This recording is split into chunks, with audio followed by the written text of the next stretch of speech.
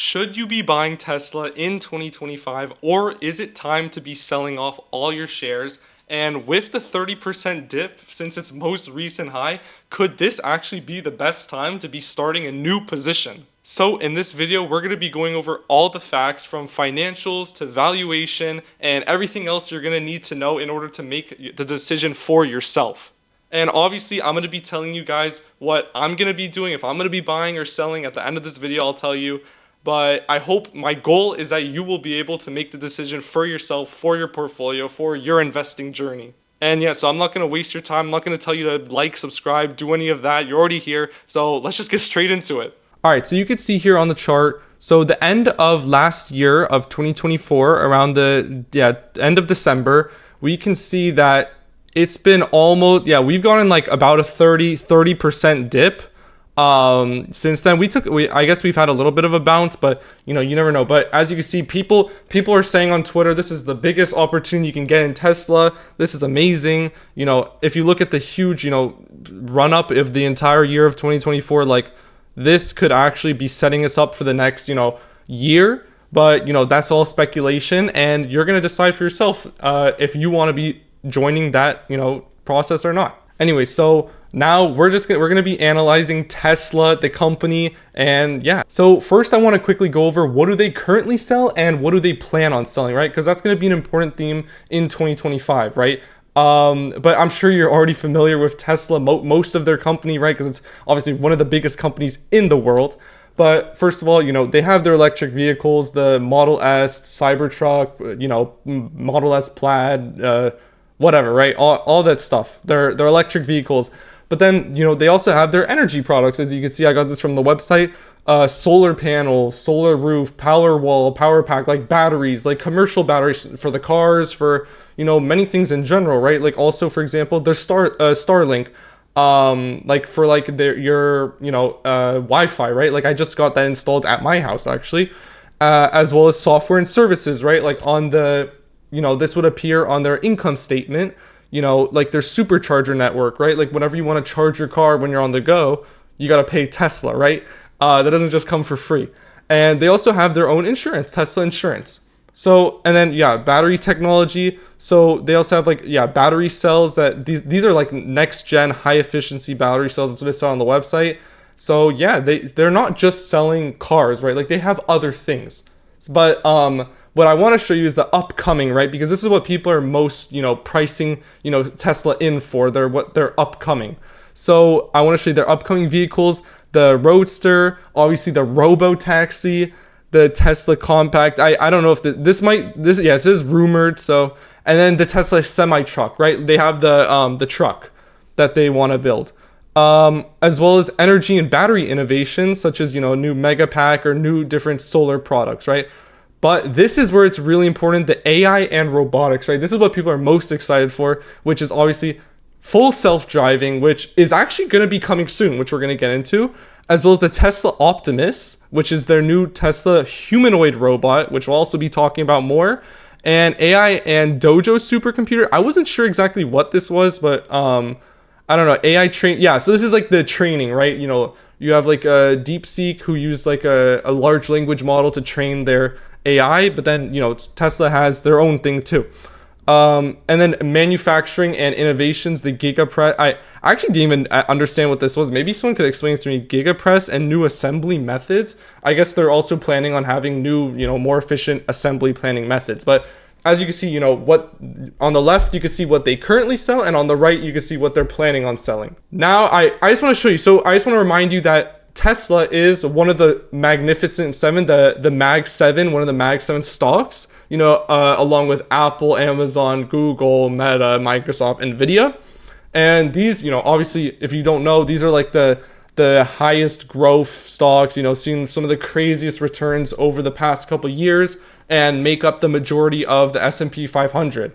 But I want to first go over the valuation, right? Because, most YouTubers, they'll talk about the valuation of a stock at the end of the video, but I want to start off with it to give you a sense of what we're talking about here. So out of all the Mag 7 companies, I've listed them right here, the PE ratio, right? The main thing that, most investors look at when they're looking, first, doing their research, especially me, right, is that they look at the PE ratio, the price to earnings, right? So what you do is basically, to get this multiple, is that you do the price per share divided by the net income on like not the net income, the earnings per share on like a trailing 12-month basis, right?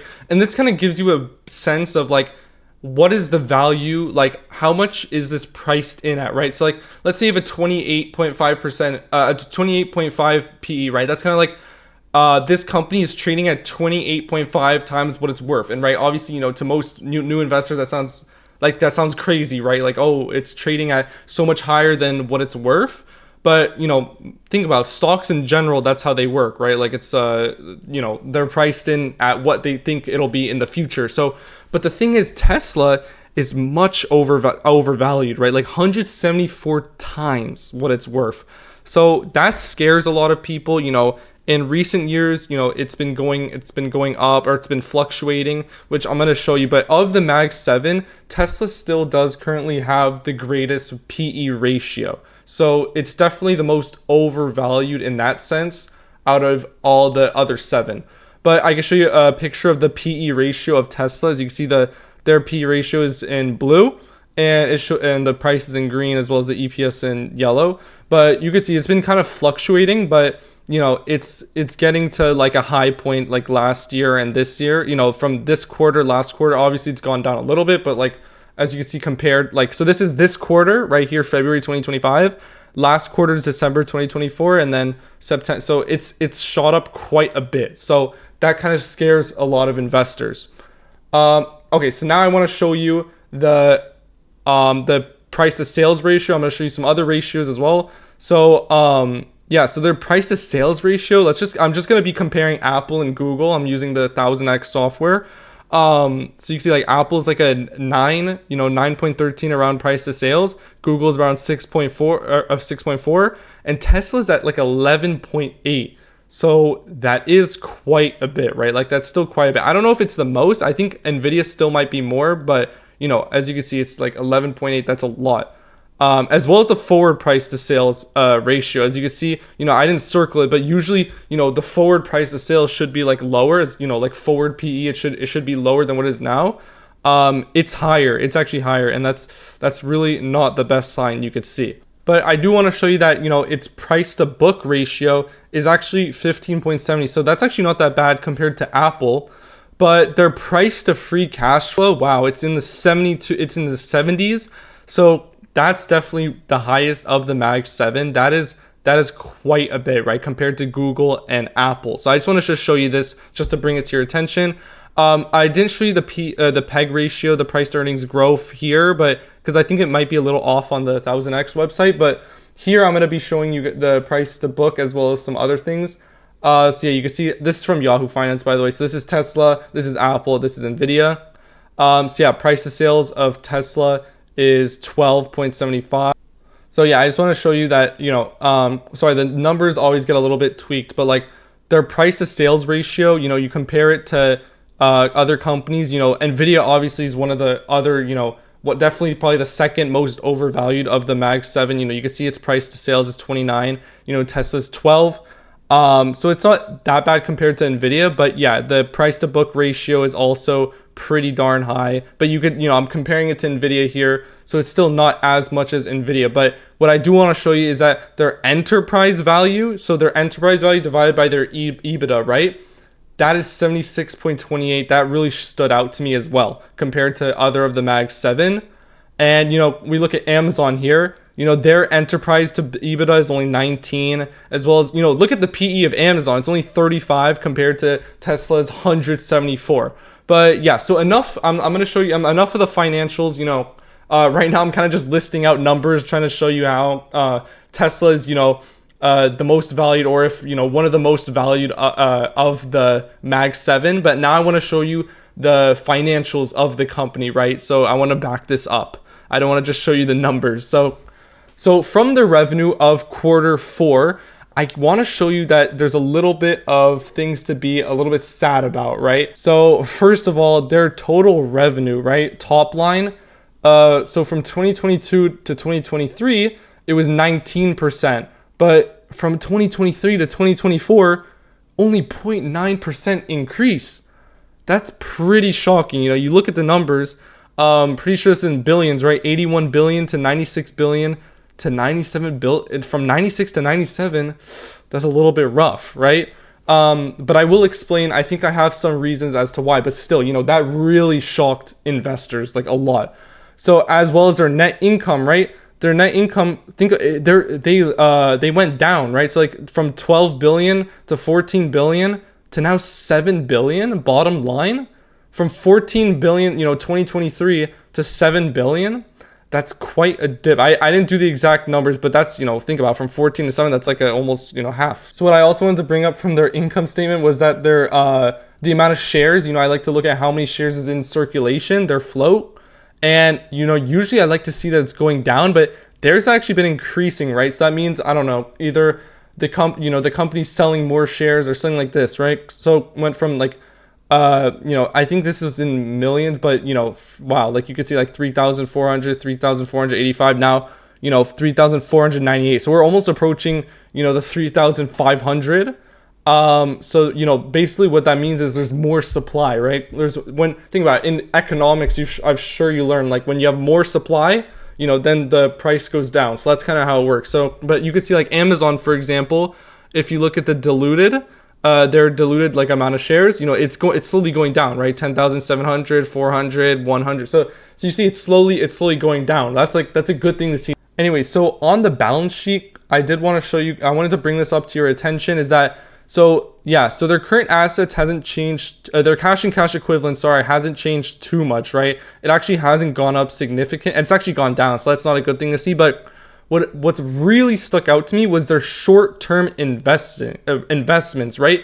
So the reason that their total assets really went up, you know, most things were staying the same, right? You know, their current assets, but as you can see, their short-term investments from 12 billion to 20 billion, that's important. That's important to see, and that could be relating to capital expenditures, right? Like how much the company is spending on itself. So that's a good thing to see, right? Like you want to see the company spending more on itself. So that could have eaten into its net income. So that could have been why, you know, you saw a little bit of a less net income at the you know, bottom line. So yeah, their total assets has gone up, and, you know, because investments does count as assets. So all right, the next thing I do want to show you is actually their balance sheet, right? So I actually just wanted to show you this now, right? You know, we're just talking about how they're investing more in their company. Sorry, this is their cash flow. Sorry, I hope I said that right. So yeah, right here, proceeds from purchases of investments, right? And I hope you can see it says, so this is 19 billion, right? So obviously it's in parentheses because it's a you know, they spent it. So in 2023, they spent 19 billion, but now it's all the way up to 35 billion, right? In purchase of investments. So what could these investments be? You know, could it be capital expenditures? Could it be in something else? But, you know, usually, like just like SoFi, right? Like I'm a big holder of SoFi shares. And I love that during their earnings call, they were talking about how they're investing more in their company, right? So this is honestly a good sign to see, but, you know, it could lead to, you know, lower bottom line numbers. And yeah, so I just want to show you, like in their last quarter earnings call, you know, right recently in February, so they had came out with an actually miss on EPS by -4 cents, as well as, you know, but I'm just scrolling down showing you guys analysts, you know, a lot of people are saying overweight, right? Like they're like bullish, right? Like Morgan Stanley, Wedbush, you know, a lot of these big names. And yeah, so I'm honestly just looking around at any other financial I could see. But yeah, they also missed on revenue as well, which I can see on TradingView right here. Yeah, so there was a miss, 5.69% miss. So yeah, only 25 billion when it was estimated 27 billion. So realistically, Tesla hasn't been doing too bad in earnings.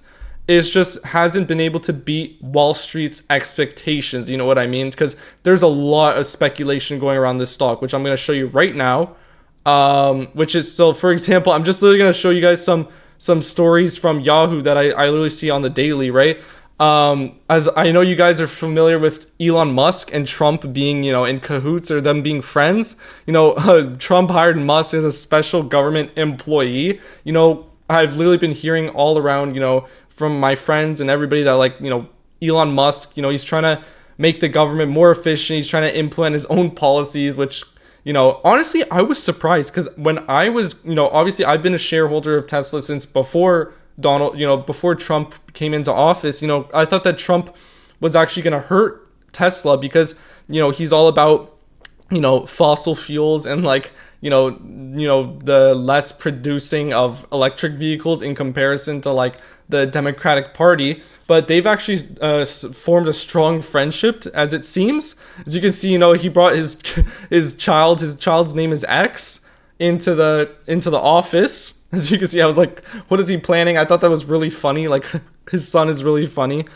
But yeah, also, like, so there was also lawsuits, right? I saw this literally right after 14 states file a lawsuit arguing Elon Musk authority at DOGE, right? The Department of Government Efficiency. Yeah, so that's kind of funny. And it's, it's interesting to see that, like, Elon Musk is trying to make the government more efficient and spend less, and, like, he wants to cut, a spending on, like, for example, like, regulation. So it almost seems like he's trying to almost help himself in a way. I'm not about politics on this channel, but, I just find it pretty interesting. As well as, yeah, so I also heard, in rumors that, like, the US is gonna buy, $400 million worth of Cybertrucks, but I think that was canceled. I don't think they went through with that. I saw that $400 million worth of armored vehicles. It says halts to buy, so I think that was fake. But some of the important things to note was that so in the future, people are speculating the new humanoid robot, the Optimus robot, as you can see, as well as the new full self-driving vehicles, which he actually just he demonstrated at a convention or a show he had, and they actually seem to work really well, but they haven't quite been on the road yet. But I just want to show you that now they have, like, an X Twitter for the Optimus robot. I thought it was funny. It was like, whoa, woman will be, like, I don't know why they decided to make this in Twitter, but it just shows that Elon Musk has a funny side to him. And I want to show you this as well. I saw this was like a really interesting Yahoo Finance article, but it's basically showing what were, like, some of the most important quotes that he had said during his earnings call. And a lot of them were pretty funny, right? But what's important to note is that, in the past, Elon Musk has been, like, known to, like, not be as, charismatic, on the earnings calls, and, not be as well, with talking to, analysts. But recently he's gotten much better, and some of the important things he said, like this one, some of the things I've said for quite a while, and I know people have said, well, Elon is the boy who cried wolf several times. Now he's saying, but I'm telling you, there's a wolf this time, and you can drive it. And basically, this is saying, like, people are calling him the boy who cried wolf because he's always saying, yeah, we're gonna bring the full self-driving cars, but he still hasn't done it, right? But now, he's saying, like, it's a driving like, he's saying this time, this is actually the time. This is actually the time where we're going to bring full self-driving. And I actually heard, I remember I read, like, this summer, actually, he's going to be bringing the full self-driving. I think, I forgot, like, California or Texas, but it was confirmed. Like, the full self-driving will be released in America in, I think, June, it said. But, like, really soon. So, like, this, I honestly really trust this, like, that it's going to be coming really soon. And yeah, so for a lot of people, the Tesla autonomy, like, even a year-old or 2-year-old, it's like meeting a toddler. Basically saying, like, the Tesla autonomy, it's all grown up now. Have you seen it? Like, he's basically showing, that the full self-driving actually works now. Like, it's a real thing, and he even demonstrated it. And this is kind of cool to see too. Like he said, Optimus has the potential to be north of 10 trillion in revenue. Like, it's really bananas. That is really bananas. 10 trillion in revenue. I really want to see that. Even 500 billion in training. Yeah. So That's pretty insane, you know, like think about it, like 10 trillion, right? 500 billion trillion. That would be one of the craziest deals in the world, like society as a whole. Yeah. And I think this is the last one that I want to show you. It said sorry, let me zoom in. There is no company in the world that is good at real world AI as Tesla. I don't even know who's in second place. Like you say, like who's in second place for real world AI? I would need a very big telescope to see them. That's how far behind they are. You know what this reminds me exactly of Alex Karp, where on his shareholder letters, he's basically saying like, you know, all these other companies, they're just wasting time, you know, compared to Palantir, it's not even doing anything. So, you know, obviously I love to see when a CEO has a lot of confidence, but this is quite funny, you know. At least Alex Karp kind of like hides it. He's saying, you know, I don't even know who's in second place. Like you would need a very big telescope to see them. So he's very, you know, calling out the other competition. All right, so finally, my final verdict. I promised you that I was gonna go over what I'm gonna be doing, what I think. So I said Tesla's an amazing company, but it's still way too overpriced based on a financial standpoint. So that is true. Intrinsically, you know, I always say that there's different ways of looking at a stock price, right? Like, you know, something like if you're gonna buy a stock, you can count on at least like hundreds of analysts saying, no, this is the worst decision, you have to sell, right? But there's also people who are gonna say, oh, it's a great buy, you should keep buying as much as you can, right? But from a financial standpoint, right, Tesla is way above its intrinsic value, right? Way above, like not even a question. But from a speculation standpoint, you know what I mean? From like if you're speculating and, you know, based on, you know, future promises by Elon Musk, right? Like the humanoid robots, the trillions in revenue, that could be a reason why you might just want to invest now, and you might not even want to think about the price now and just keep investing. Because, you know, in the end, you know, there's been companies like Amazon, right? In the 2000s, their PE ratio was, you know, over like 800, 900. Like I see it was like insane PE ratios. You know, I say this about Palantir a lot. You know, people didn't want to buy it because, you know, it had such a huge PE ratio. But you think like there's companies like Amazon who had way over like even 500 PE in the 2000s. And if you had bought back then, you know, based on speculation, you would have been, you know, swimming in money. So you have to think about that too. So I said, but the thing for me though is that there's a little bit too much speculation, right?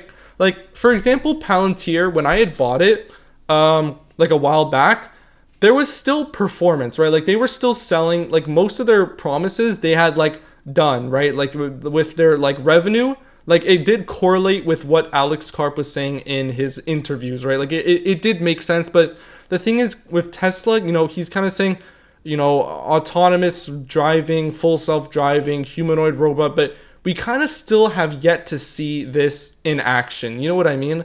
So that's kind of, you know, obviously, you know, I think that this is a really big thing and it's going to happen. But for right now, I think it's just a little bit too much speculation. Like it's a little bit like, you know, if you're buying now at what is it, like 300 something, you know, 355, it's a little bit too much speculation and not enough, you know, like actual, you know, facts to back it up. But I did say, if you do share Elon Musk's vision, then it's a worthwhile investment, right? Like, if you do, you know, you see what he's saying, you know, you listen to the interviews, and you really agree that with him, and say like, okay, this humanoid robot, you know, the new Cybertrucks, this is all gonna be in the end, it's just gonna generate so much more money, and you know, with the you know, I was showing you guys he's investing more, right? The increased capex spending, you know, you think that it's really gonna boost the company in the end, then I'd say it's a worthwhile investment. So I'm not saying that Tesla's a bad company. I'm saying it's a great company, and I see that it has a great vision ahead of it. But for right now, I would say I just can't do it, you know, because I really, you know, I truly like to back up my investments. Like I like to feel good about what I'm investing in right now, but I just feel like I just can't do that with Tesla because I don't know. I'm still holding Tesla. Don't get me wrong. I'm still holding Tesla. I have shares, but I don't think I'm going to be increasing as much, right? Because a lot of people come up to me. They're like, oh, you know, with the dip, it's a perfect time to be, you know, just increasing your position and increasing your position. And I say I'm not so sure about that. But if you're a huge Tesla, like a big Tesla bull, then I'd say it's a good idea, right? So you have to think about it. Are you buying the stock based on its financials, or are you buying it based on speculation, right? Like, it's a spectrum, it's wherever you fall on it, and you make the decision for yourself. Honestly, I tell you, there's no right or wrong decision. If you can back up your investment with facts that you will stand behind, then I'd say it's a good idea. You have to make the decision yourself. You can't just listen to an analyst or a YouTuber or someone like me. You have to really put in the research for yourself. And yeah, so I hope you guys have a great rest of your day, and thank you so much for watching the video. And good luck on your investment journey, and peace out.